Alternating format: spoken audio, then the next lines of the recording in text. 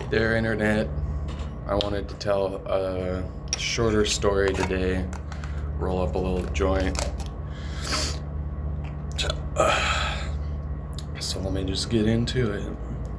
So today I want to tell the story of getting a dab rig for the first time since I was like 15 or something.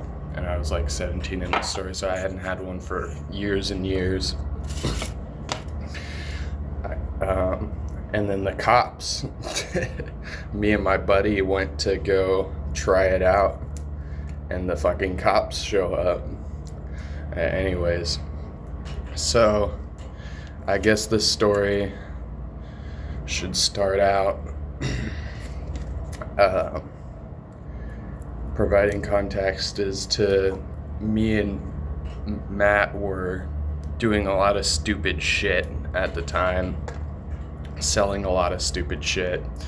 And so I had like a 1/4 pound of mushrooms or something like that, and some acid, lots of weed in the car with us.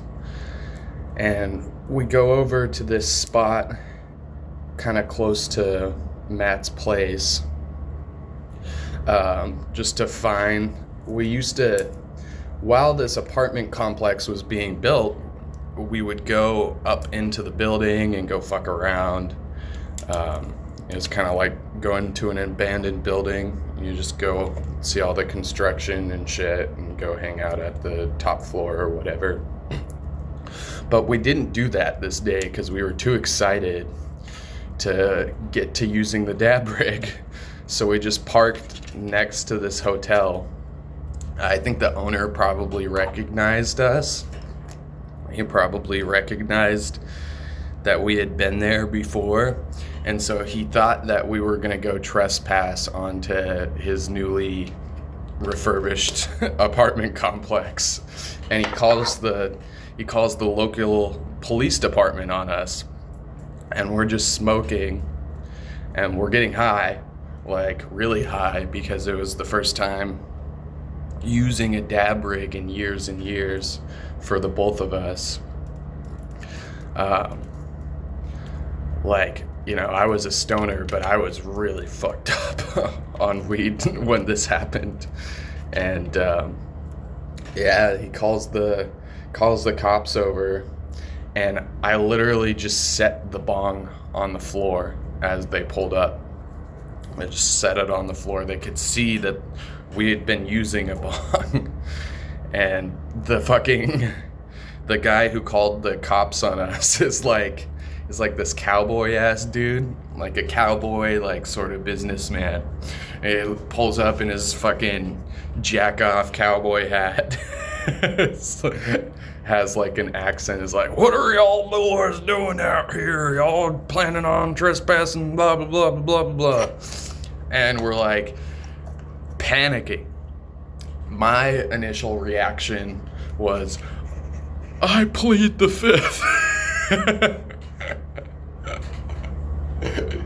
Which, so is the right thing to do in many different legal situations is to just stay quiet. Don't answer questions, don't answer anything. Let them take you back to the station and get a lawyer. And you will end up with way less of a sentence than you otherwise would have had. Don't let them search your car. Don't let them do shit like that. And my dad had told me that lots and lots and lots and lots of times because I was an idiot and he was trying to keep me out of juvie or prison. And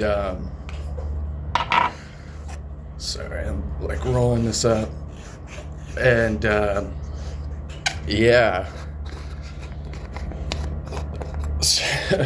fuck, hold up. So the cops are just asking us basic questions like, "Do you have an ID?" And I had a med card. And I was like, "Oh, I have a med card."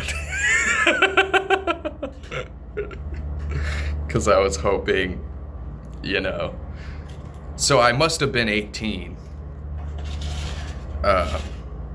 I had a med card before that, but my parents still had to buy it for me. So I had to have been 18 because it qualified for that.